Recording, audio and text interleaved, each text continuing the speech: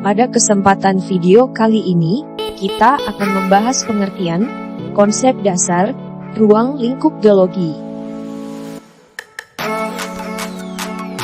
Sebelumnya, perkenalkan, nama aku Vicky Adia Arisadi dari program studi Sains Informasi Geografi Satwa. Aku berasal dari Kota Tangerang Selatan, Provinsi Banten. Tujuan membuat video ini sebagai pengganti tugas praktikum mata kuliah geologi. Aku laki-laki, cuma double-nya perempuan, haha. Materi apa saja yang akan kita bahas pada video kali ini? Poin pertama, membahas pengertian geologi. Poin kedua, membahas konsep geologi. Poin ketiga, membahas ruang lingkup geologi. Pengertian geologi secara etimologis dan secara umum sebagai berikut. Secara etimologis, geologis berasal dari bahasa Yunani, yaitu geo artinya bumi dan logos artinya ilmu. Dapat dikatakan bahwa geologi adalah ilmu yang mempelajari bumi. Secara umum, geologi adalah ilmu yang mempelajari planet bumi, termasuk komposisi, keterbentukan, dan sejarahnya. Ahli di bidang ilmu geologi biasanya disebut dengan geologis, atau ahli geologi, atau geolog, ataupun terkadang disingkat geos. Nicholas Steno atau Niels Stensen atau Nicolaus Stenois merupakan bapak geologi dunia. Disebut bapak geologi dunia karena menjadi ilmuwan yang teorinya dipakai sebagai dasar geologi modern.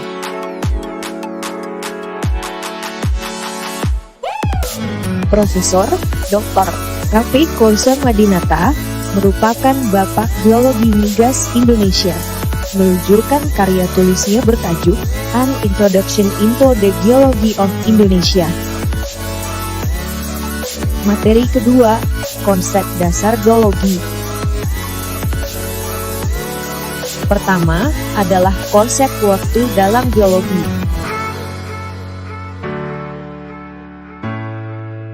Waktu geologis merupakan hal yang penting untuk memahami evolusi bumi dan biotanya. Kebanyakan orang mengalami kesulitan dalam memahami waktu geologis, karena mereka cenderung berpikir tentang waktu dari sudut pandang manusia, yaitu detik, jam, hari, dan tahun.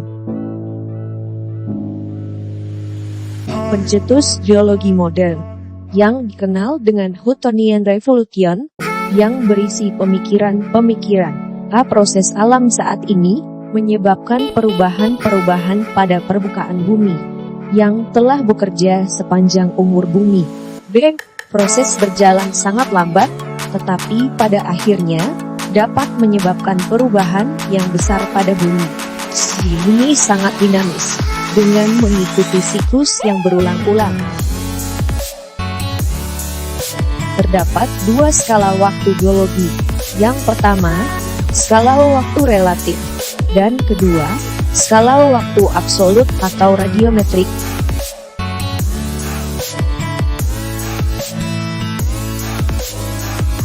Skala waktu relatif merupakan skala yang didasarkan pada urutan pelapisan batuan dan evolusi kehidupan organisme pada masa lalu, dan berikut gambar ini. Contoh dari skala waktu relatif. Skala waktu absolut atau radiometrik merupakan skala yang didasarkan pada pelarikan radioaktif pada unsur kimia dalam batuan. Yang kedua, konsep hukum dalam geologi.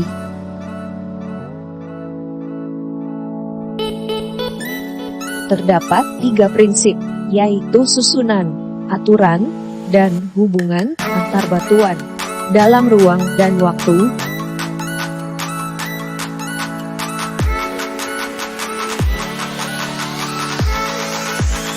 Ruang adalah tempat di mana batuan berbentuk, sedangkan waktu adalah waktu pembentukan batuan. dalam skala waktu geologi.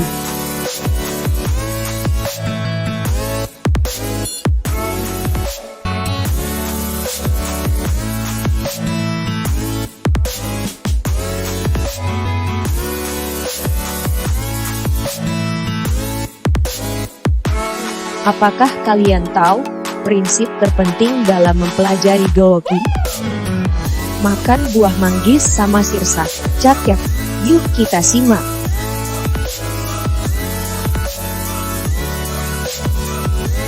Prinsip keselarasan adalah hubungan antara satu lapis satuan dengan lapis batuan lainnya, di atas atau di bawahnya yang menerus. Tidak terdapat selang waktu pengendapan. Prinsip tidak selarasan adalah hubungan antara satu lapis batuan dengan lapis batuan lainnya yang tidak menerus, yang disebabkan oleh adanya rumpang waktu pengendapan. Kita akan membahas mengenai ruang lingkup geologi. Pertama, yaitu litosfer.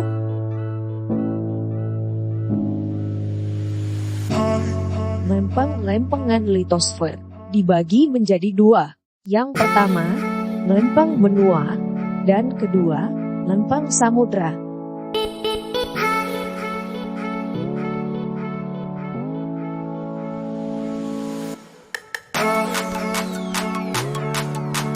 Lempeng benua dengan rata-rata ketebalan sekitar 40 km. Kulit benua ini terdiri atas batuan granitis dengan berat jenis rata-rata sekitar 2,7 yang meliputi Eurasia, Afrika, Amerika Utara, Amerika Selatan, dan lempeng-lempeng kecil di sekitarnya.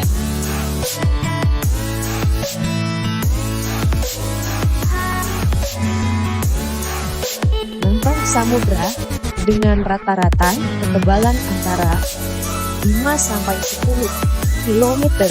Kulit samudra ini terdiri atas batuan basaltis dengan berat jenis rata-rata mencapai 3,3. Adapun yang termasuk lempeng samudra antara lain Pasifik, Atlantik, dan Indo-Australia. Yang kedua adalah biosfer.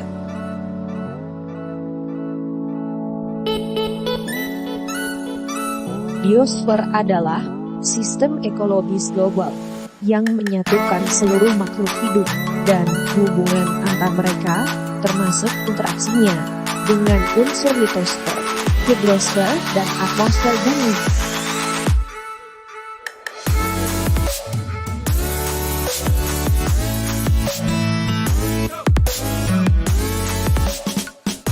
Atmosfer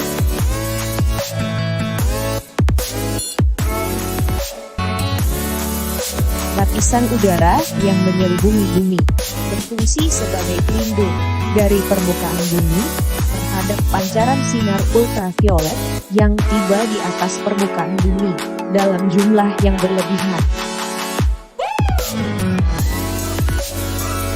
Dan terakhir, hidrosfer,